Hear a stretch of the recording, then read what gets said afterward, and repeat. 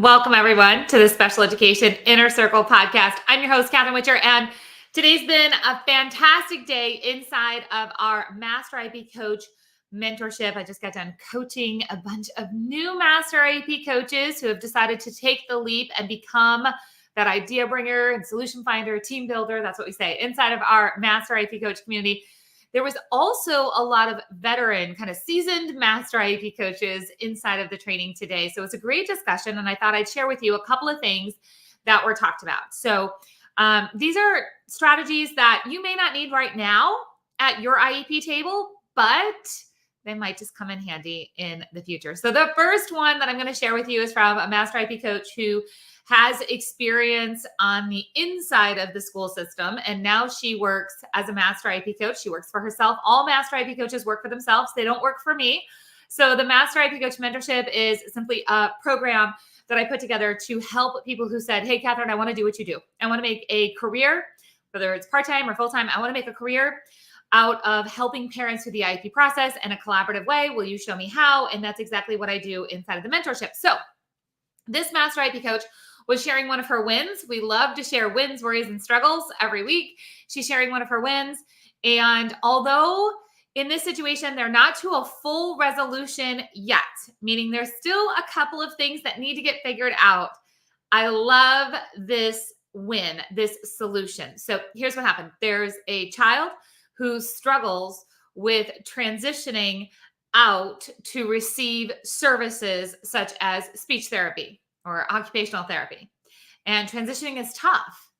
And so majority of the time, I've been doing this a long time. I'll tell you, majority of the time, the go-to answer is, well, then we need to work on the child's skills to make sure that they can transition out to services. So we have to focus on what skills does the child need to get from point A to point B so they can receive their services, because this is just how it needs to be.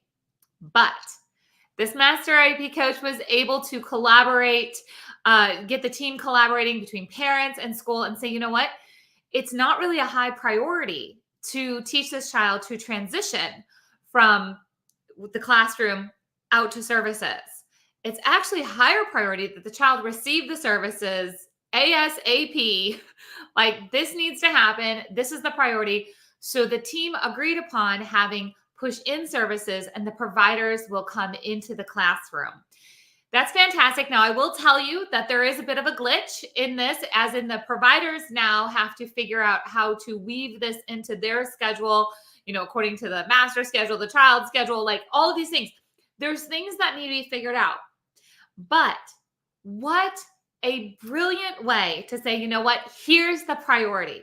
The priority is this skill set or this service, not this service, or this skill set of transitioning out. So always remember that when you are hitting difficulties inside of the system, no matter your role at the IEP table, when you are hitting difficulties, it is extremely important to realize what is the desired outcome and what's the highest priority in this situation.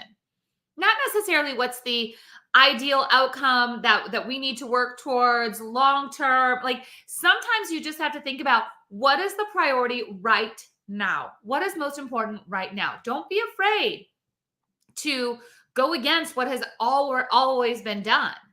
That you don't have to keep doing what's always been done. That's one of the things that I love inside of the Master IEP Coach community and mentorship, is just, seeing all of the creative things that are coming from experienced Master IEP coaches, and just, it's this trickle down. It's this positive ways of change, and it's absolutely possible. Okay, so second situation I'm going to share with you today is we've got a Master IEP coach who has a client who the child does not use a wheelchair on a regular basis, in fact, at all. Like, the family does not own a wheelchair, but the child does have mobility challenges. And the school is saying, hey, we need a wheelchair on campus for your child because, and they listed off all the reasons that they need this, and they want the parent to purchase the wheelchair. Now, this is not okay. All right. This is something that it doesn't need to go through the parents. It doesn't need to go through the parents' insurance. This is something that the child needs in order to fully access their education. They do receive services in the area of mobility. Therefore, we need to look at assistive technology. Now, some of you might be saying, like, assistive technology, like that's for iPads or, specific like high tech items. No, assistive technology is anything that's going to be used either off the shelf or adapted to ensure that the child can access their education. So, assistive technology can be anything from Velcro that's put onto pictures to create a picture schedule. That's considered assistive technology. It can be pencil grips, it can be all different things. It can be all the way to hearing aids or wheelchairs. There's all different ways that this section of assistive technology can be used. Now, am I saying that this applies to everybody, to every request? No, this was this specific situation. So it's important for you to know what is possible, what might be something to have a conversation about, and never ever, not from me, not from anybody else, never ever think that everything that somebody says about special education or this is the way the law works, never ever assume that the details of how it's implemented applies to everybody.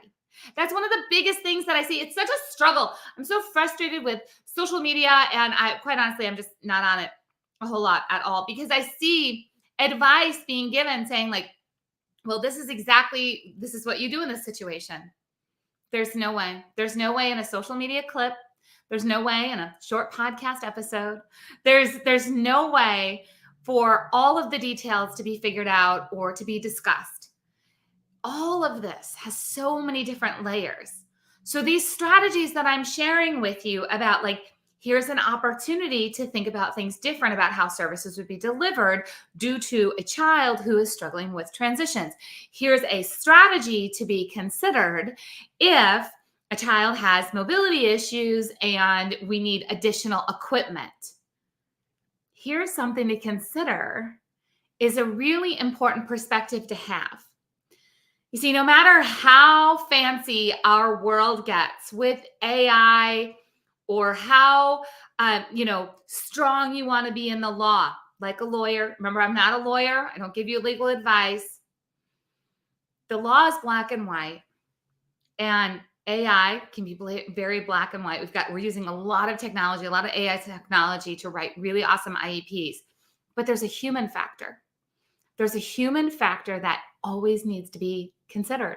And that's one of the wonderful things that's happening inside of our Master IP Coach mentorship and then inside of our community is that we're always looking at, what's kind of the human side of this? What are some of the details? What are some things that we can do to construct an IEP that truly prepares a child for further education, employment, and independent living? If you want to get surrounded by Master IEP coaches, if you want to go through the same training, whether you're going to run a business as a Master IP coach because you want to create additional income by solving special education problems, or if you just want all of the strategies for yourself and your role at the IEP table, I'm going to encourage you to follow the links wherever you're watching or listening to this. Head over to masteriepcoach.com, go find the mentorship, and come join us for our next session. I hope to see you there, and I'll see you on the next episode of the Special Education Inner Circle podcast.